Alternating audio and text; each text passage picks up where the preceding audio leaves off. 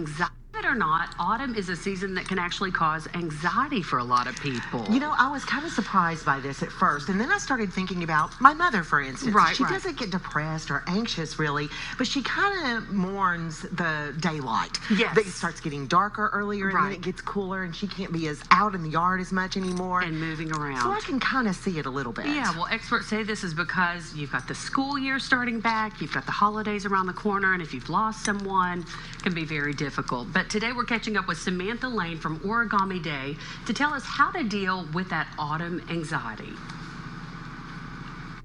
Fall is usually the busiest time, at least here in East Tennessee. So I think as we get into a version of football season and prepare for the holidays, I really would love to share some tips for people who might be starting to feel overwhelmed by all the demands on their time. So one of the easiest ways to sort of lessen that burden and all the things sort of coming at you in terms of the demands for your time is to stop notifications on your devices. So whether that's your cell phone, your computer, your tablets, your kids, your spouse, the best thing you can do is sort of shut off or adjust those notifications so you're not getting pinged and dinged every time something happens, because that sort of environment really adds to distraction, adds to overstimulation, and adds to overwhelm, and frankly reduces us from getting more done.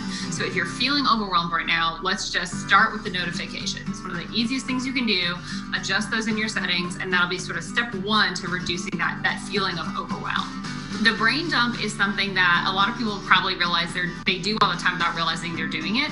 And I actually created a little form to help me do a brain dump and some rules for a brain dump. So brain dump is essentially taking all the things that are swirling around in your head and putting them on paper so you can start working with those to be productive, make a plan for how you're going to address those things, and sort of move yourself from reactive to proactive. So the simple tips for a brain dump, there's a lot of different ways you can do it, but essentially take no more than 5 minutes, and on any piece of paper, scratch paper is fine, just write out everything that's swirling in your head. All the things you have to do, all the things you have to remember, all the demands that you're like, I've got to figure this out. Drop them all on a piece of paper. Then walk away from that for no less than 5 minutes. Have a dance party, take a quick walk, call a friend, do whatever you need to do to kind of, okay, I got that out of my system. It's in a place where I can work with it. And then go back to that list and say, okay, fresh eyes, what's the first thing that I really have to do? What really is the most critical and important thing on this list? And that process is wildly productive.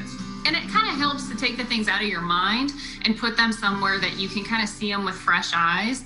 And then that walk away really helps you to kind of come back and say, okay, I'm feeling less overwhelmed. Now I can move past a state of feeling and a place of doing. So the time audit, the reality is we have 24 hours in each day and we have 168 hours in a week. So that can be very effective to think about it less of a concept and more of units of measure. So what a time audit is a practice of saying, where are my hours going each day and each week, and kind of putting that on paper. So there's a lot of different ways you can do that, but ultimately what you want to do is sort of tally your hours each day or each week and see if it's adding up to 168, and if time's just sort of slipping away in things that you're not accounting for. And that really just helps you to look at it and say, oh my gosh, I didn't realize I'm spending 10 hours a week watching TV.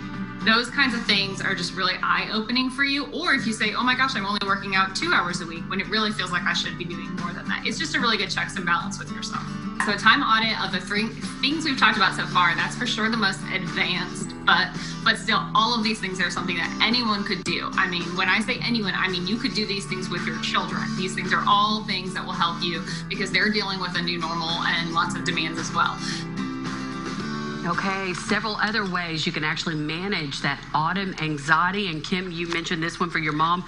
Spend more time outdoors, making the most of the sunlight that we do have. Absolutely, and get at least 30 minutes of exercise every day. And we're supposed to be doing that year-round anyway. I know. We got to stick to that. You can change your diet. It's the perfect time to enjoy some of those seasonal soups and warm comfort foods that kind of make your heart happy. You could start something new. It's a great new start time going into the cooler months. So consider a new hobby or take time to check off some of your to-do lists that you maybe didn't finish in the summer. I like that. Hey, you can also change your outlook. An easy way to do this is change your environment. Just add some comfy blankets or pillows, autumn colors.